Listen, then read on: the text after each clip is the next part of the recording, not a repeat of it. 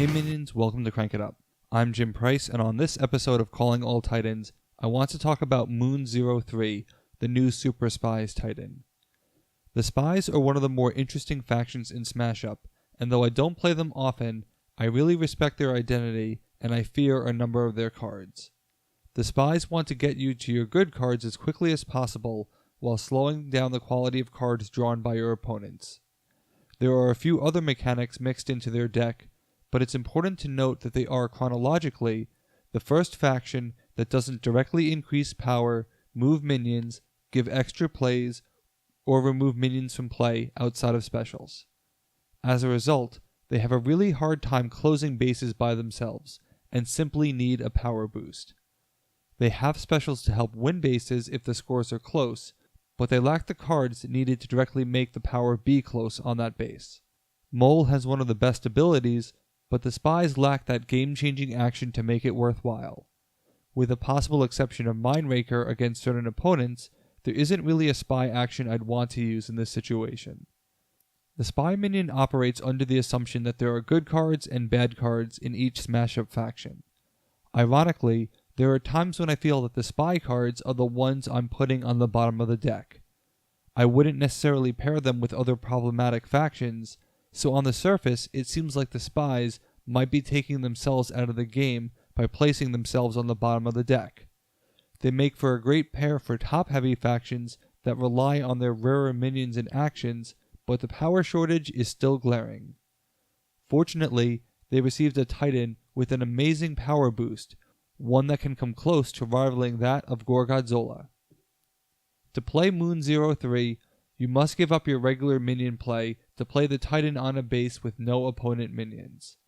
Unlike Big Funny Giant, you are allowed to have your own minions there, which is significant because the Spies are least equipped to defend their own Titan for the reasons I mentioned before, not having power boosts, movement, minion reduction, or extra plays. And this is definitely a Titan you will want out for the long haul. Moon-03's ongoing ability is to gain a power counter the first time on any turn that a card from a player's deck is looked at, searched, or revealed. Not just your turn, but every turn. Most Titans are limited to gaining a power counter once per turn on your turn only, but not Moon-03. Given that there are many factions predicated on some of those concepts, you could conceivably be getting a power counter every player turn, up to 4 per round. Unfortunately, it is obligatory and could create a power creep situation, but that's a risk I'm willing to take. As much as I like the ongoing ability, I really like the talent more.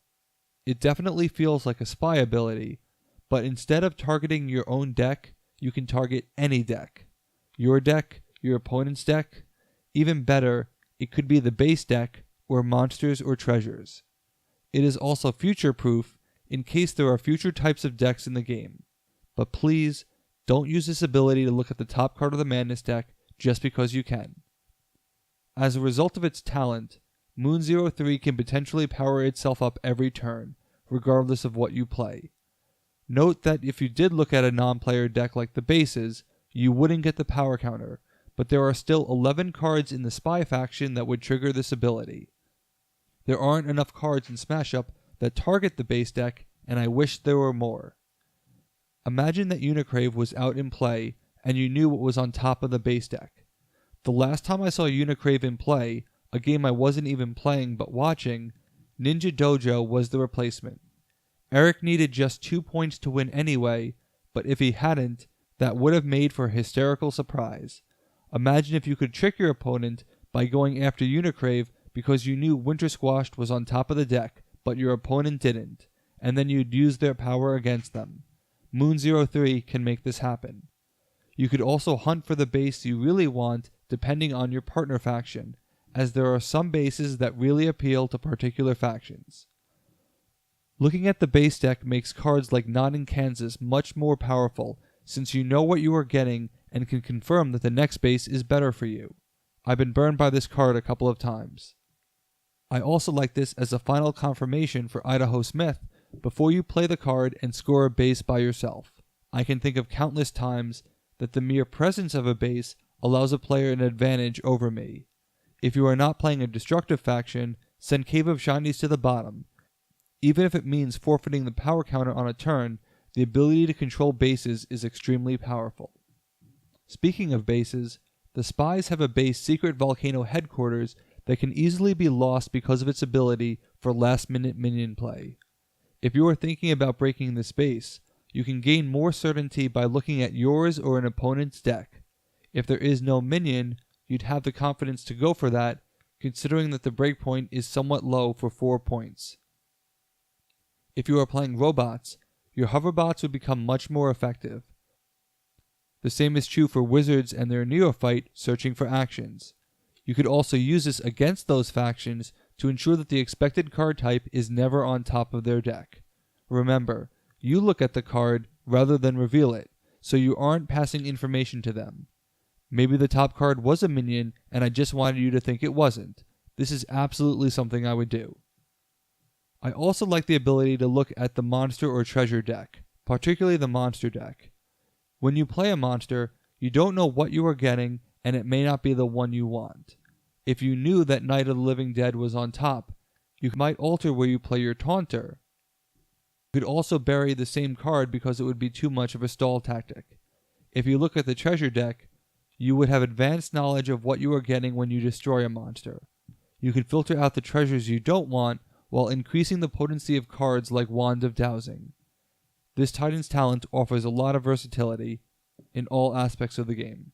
Like most Titans, Moon 03 is not mobile, so you'll want to place it on a base that you intend to break eventually, but not for a while.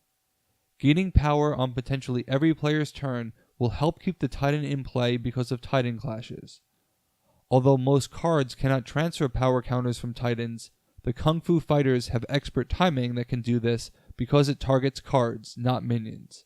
You can either build up power on the 0 Moon 3 base and send it elsewhere as that base is scoring, assuming you have a large enough lead, or you could use it as a last-minute power source to send the counters to a different base that's scoring. Moon 03 is a unique Titan that adds power but isn't really about the power. It's about knowledge. As the saying goes, knowledge is power, and because of this ongoing ability, it literally is. My favorite Titans are the ones that are different, and Moon 03 is definitely different. As the game goes on, it will be harder to bring this Titan back into play because minions are piling up on bases, but hopefully you can get it out early and use it the entire game. The Spies were really hurting for power, and now they have it. This Titan will let you use your higher power cards more liberally, knowing that you could have an easier time winning the Moon 03 base. It also helps you create and maximize opportunities by looking at non-traditional decks. All in all, this is a great Titan and makes the Spies even more fun to play, as its versatility can help you, hurt your opponents, or both. I'm personally biased towards looking at the base deck, but what are your uses for this Titan? Let me know in the comments. That's it for this week. Thanks for watching. Be sure to like and subscribe. Let's shut it down.